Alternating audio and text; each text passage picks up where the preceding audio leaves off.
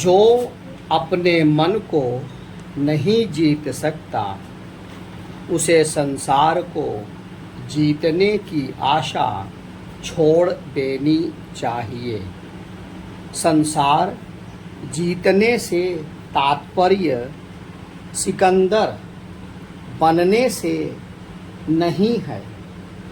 इसे ऐसे समझना चाहिए कि परमात्मा ने हर किसी को एक परिधि में सीमित करके उसे उसका संसार सौंपा है। इस परिधि के भीतर रहकर हम कितने प्रतिशत सफल रहते हैं वह हमारे परिश्रम पर निर्भर करता है।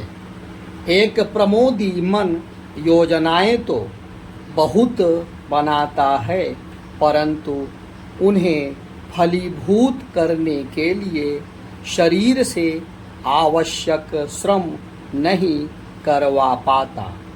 यह जानिए कि अवसाद तभी उत्पन्न होता है जब हम अपनी क्षमता अनुसार कार्य करने में असफल रहते हैं। मन को साधना एक अत्यंत ही दुरूह कार्य है। मन स्वभाव से ही आलस्य की ओर उन्मुख रहता है। वह मात्र सुख और वैभव का भोग करना चाहता है, और यदि ऐसा ना हो तो वह विषाद के कुएं में जा गिरता है। विद्युत में अपार शक्ति होती है। यह विद्युत तरंग आकाश से गिरे तो घर, जंगल और बड़े से बड़े वृक्ष को जला डालती है, परंतु इसी विद्युत को मनुष्य ने साध कर बल्ब जलाए, मशीनें चलाई और रात्रि में भी उजाला कर लिया। इसी प्रकार मन में बहुत ही शक्तिशाली तरंगे हैं, परंतु वे अनियंत्रित होकर हमारे शरीर को स्वाहा कर देती हैं। फिर एक दुर्बल शरीर मस्तिष्क की शक्ति का क्षय करता जाता है। यदि किसी राजा को जीत लिया तो उसका राज्य, धन, प्रजा, पशुधन और भूमि सब कुछ विजेता के अधिकार में आ जाता है। उसी प्रकार यह मन जो शरीर का राजा बन बैठा है, यदि उसे जीत लिया जाए तो शरीर की एक एक कोशिका अपने अधीन आ जाती है। व्यायाम द्वारा, स्वाध्याय द्वारा और कठिन परिश्रम द्वारा मन को साधा जा सकता है। यह मन ही सांसारिक सुखों से बांधता है, और यही मन समस्त बंधनों को छुटकारा दिलाकर मोक्ष दिला सकता है। आदि गुरु शंकराचार्य जी ने उचित ही कहा है कि जिसने अपने मन पर विजय पाली उसने संपूर्ण जगत को जीत लिया। जिंदगी में सपनों का एक महत्वपूर्ण स्थान है। सपनों में अक्सर व्यक्ति स्वयं को उस स्थान और उस रूप में देखता है जो वह पाना चाहता है। यदि सपनों का अस्तित्व नहीं होता तो शायद अनेक महान विभूतियाँ भी आज हमारे सामने नहीं होती। भारत के पूर्व राष्ट्रपति APJ अब्दुल कलाम धनी परिवार में पैदा नहीं हुए थे। अपने सपनों को मेहनत, लगन व संघर्ष से पूरा कर वह भारत के राष्ट्रपति पद पर विराजमान हुए। उनका कहना था, कोई सपना इतना बड़ा नहीं होता कि उसे पूरा ना कर सके। जितने ऊंचे सपने देख सकते हैं देखिए और उन्हें हासिल भी कीजिए। ऐसा सपना देखिए कि उसे हासिल करने के लिए आपकी आँखों की नींद गायब हो जाए। डिज्नीलैंड के संस्थापक वाल्ट डिज्नी को कार्टून बनाने का शौक था। उन्होंने अनेक समाचार पत्रों को साक्षात्कार दिए, लेकिन सभी ने उन्हें यह कहकर लौटा दिया कि उनमें प्रतिभा नहीं है, पर उन्होंने हार नहीं मानी और ऊंचे सपने देखकर उन्हें पूरा करने में लगे रहे। आखिर एक दिन उनकी मेहनत व सपनों ने उन्हें एक विश्वविख्यात कार्टूनिस्ट बनाकर पूरे विश्व के सामने प्रस्तुत कर दिया। अपनी सफलता पर उन्होंने कहा था कि अगर आप सपने नहीं देख सकते तो जीवन में कुछ नहीं कर सकते। सपने में ही सफलता छिपी होती है। कई बार सपने ही व्यक्ति को असफलता, निराशा और गरीबी के दलदल से बाहर निकालते हैं। सपनों की ताकत का अंदाज़ा इसी बात से लगाया जा सकता है कि ये कमज़ोर व्यक्ति को भी शक्तिशाली बना देते हैं। बड़े बड़े सपने देखने वाले व्यक्तियों में एक अलग तरह की ऊर्जा तैयार होने लगती है, जो उन्हें पूरी गति के साथ उसे हासिल करने के लिए आगे बढ़ने को प्रेरित करती है। Dhirubhai Ambani, Henry Ford, Kalpana Chawla, George Bernard Shaw आदि इस बात के सशक्त उदाहरण हैं। बस इसके लिए आवश्यकता है तो स्वयं के सपनों को पूरा करने के लिए जुनून की। सपनों ने ही व्यक्ति को चांद पर पहुंचा दिया है। सपने प्रेरणा देने का माध्यम बनते हैं, जो गंभीरता से सपनों को समझकर असलियत में मेहनत और संघर्ष करते हैं। वे सपने में देखी गई हर इच्छा को पूरी करने का साहस रखते हैं। अपने सपने अक्सर व्यक्ति को प्रेरणा देते हैं। यदि वास्तविकता में अपने जीवन में अध्यात्म, प्रार्थना और सद्विचारों को शामिल कर लिया जाए तो सपने व्यक्ति को सफलता की ऊंचाइयों पर पहुंचा देते हैं। क्रोध शरीर की ऐसी प्रक्रिया है जो तमाम रासायनिक परिवर्तनों को जन्म देती है। क्रोध से हमारे शरीर की शक्ति कम हो जाती है और जीवनी शक्ति कमज़ोर होने लगती है। क्रोधी व्यक्ति कभी भी बलिष्ठ व स्वस्थ नहीं हो पाता। जो स्वस्थ व्यक्ति होता है वह शायद ही कभी क्रोध करता। हंसमुख होना तमाम बीमारियों से हमें बचाता है। क्रोध मनुष्य की एक भीषण बीमारी है। इसका इलाज डॉक्टर भी नहीं कर सकते।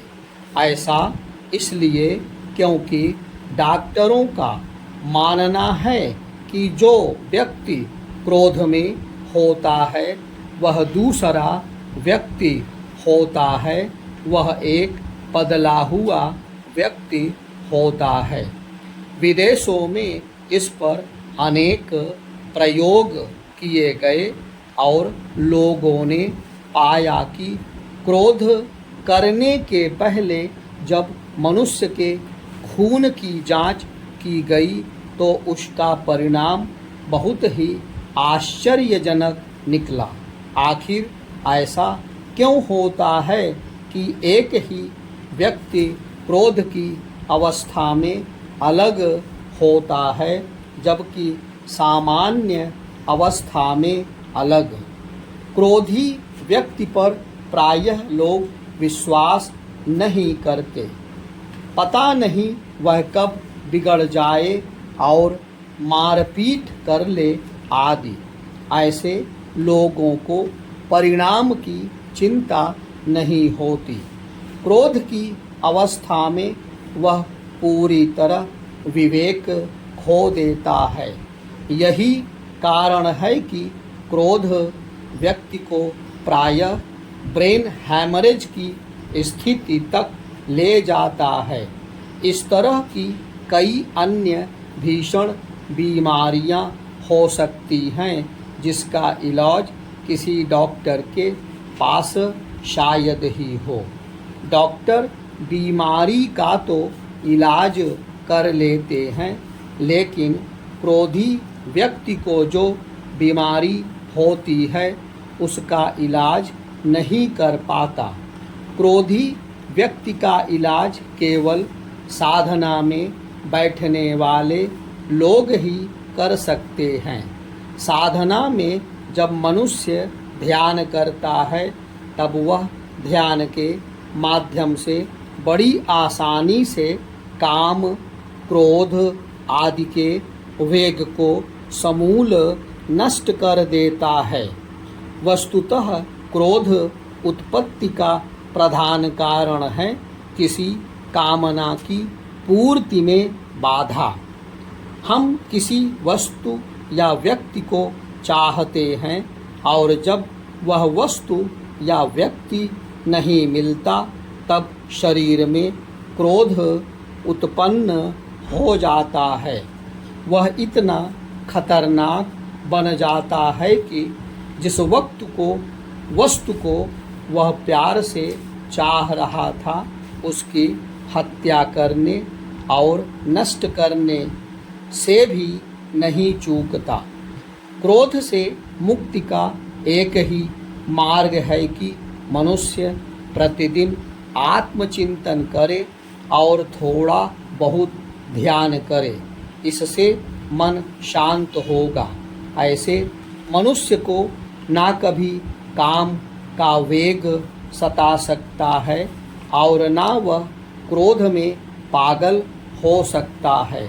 साधकों के लिए काम और क्रोध प्रबल शत्रु माने गए हैं।